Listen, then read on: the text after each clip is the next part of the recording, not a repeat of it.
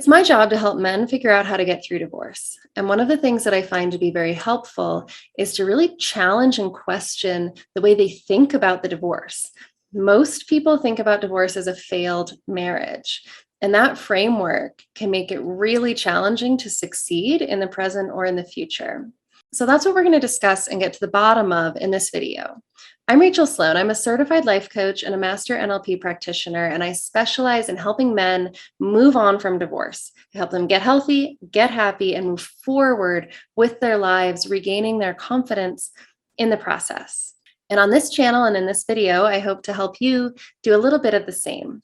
Make sure that you stick around to the end of this video because I'm also going to share a free step-by-step guide for navigating the difficult and painful emotions that often accompany a divorce.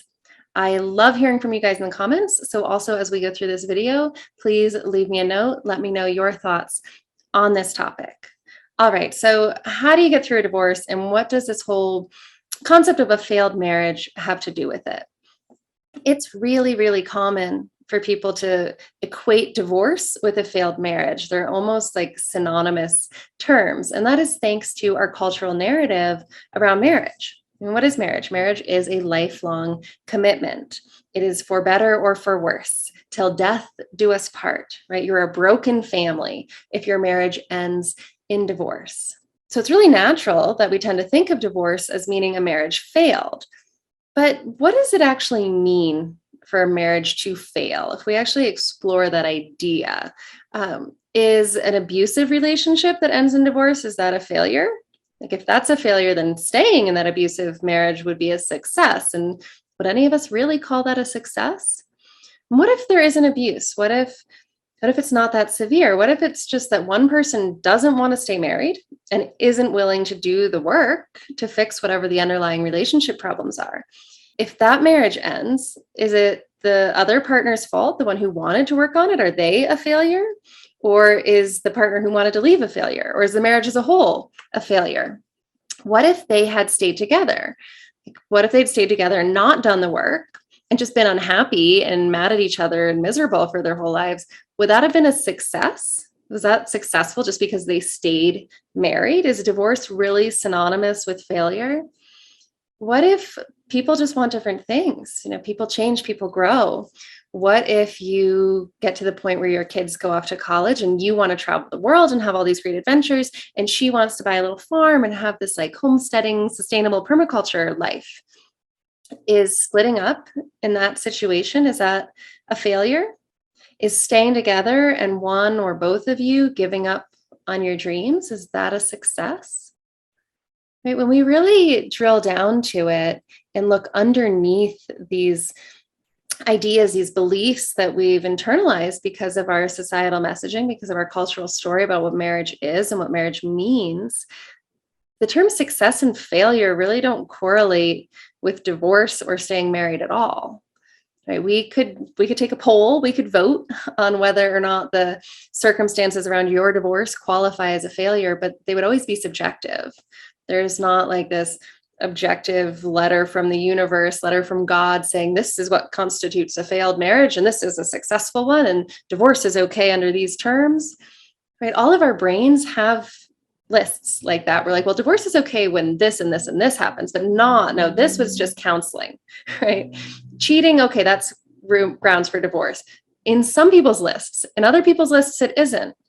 And so there's no objective definition of what qualifies a failed marriage or a successful marriage. And divorce just being equated with failed marriage is not an objectively accurate way of looking at it. So what happens when you look at it this way? When you're thinking about your failed marriage, what I see happening is that mindset leads to a blame game. Either you failed or she failed or you both failed. And there's so many emotions that come along with that. Right? There's anger and frustration and resentment towards her if she failed, she bailed on the marriage. There is self-judgment, self-criticism, self-doubt, depression, lots of shame if you're the one who failed. And those emotions, what do they do in your life? Right? Anger, frustration, and resentment towards your ex, that makes co-parenting really hard. And it also makes it really hard to have an amicable divorce. Those divorces with a lot of anger and frustration can end up getting really expensive because you can't actually have a conversation, make compromises, or work things out together. And what about feelings of self-doubt or a loss of confidence or self-blame? That can lead to depression. That can make it really hard to do anything like go to work or take care of your kids or make good decisions or, heaven forbid, find a new relationship. Right? And what about shame? Shame makes you hide, and that makes all of your relationships suffer. It makes you unable to be present in your day to day life. So when you are looking at your marriage as a failure, when you think to yourself, my marriage failed, what you're doing is putting yourself into emotional states that lead to failure, right? That make it hard for you to succeed at work, in parenting, in new relationships, in all aspects of your life. You create, because of that thought, you create a lot of failure for yourself right now and potential failure in the future. All of that's not because your marriage failed. It's because you're thinking the thought. You're thinking, my marriage failed. What if you didn't have that thought? What if you didn't look at it that way? What if you set aside some of that cultural conditioning and really took a look at your marriage and said, okay, my marriage ended. And maybe I'm curious about why. And maybe I'm going to look at what led to that. But you dropped this phrasing, this terminology of my marriage failed. What then? How would you feel then?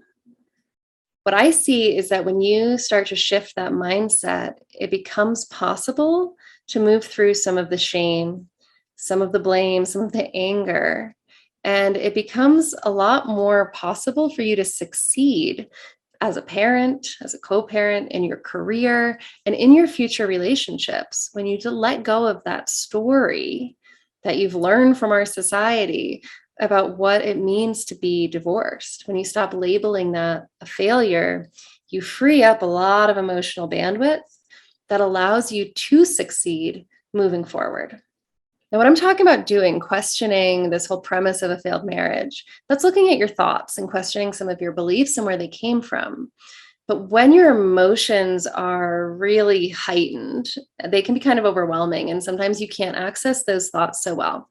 So that's why I'm going to share this free guide. It's a step-by-step guide walking you through the emotional stages that many men experience after divorce.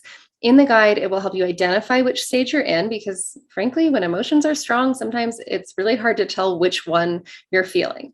So the guide will help you identify where you're at and then give you a list of step-by-step tools, strategies, techniques for working with that emotion. It's not going to make those emotions go away, but it's going to make them easier to manage so that you can get the mental distance, the emotional space to start looking at these thoughts and deciding on purpose how you want to think about the end of your marriage and whether or not thinking of it as a failure is objectively true and whether or not that's serving you and helping you to succeed in your life now and in the future. You can get that free guide, that step-by-step guide to the emotional stages of divorce for men using the link up on the screen, and that link is also in the video description below. Leave me a note in the comments. Let me know what your thoughts are around marriage and failure. And I look forward very much to seeing you in the next video.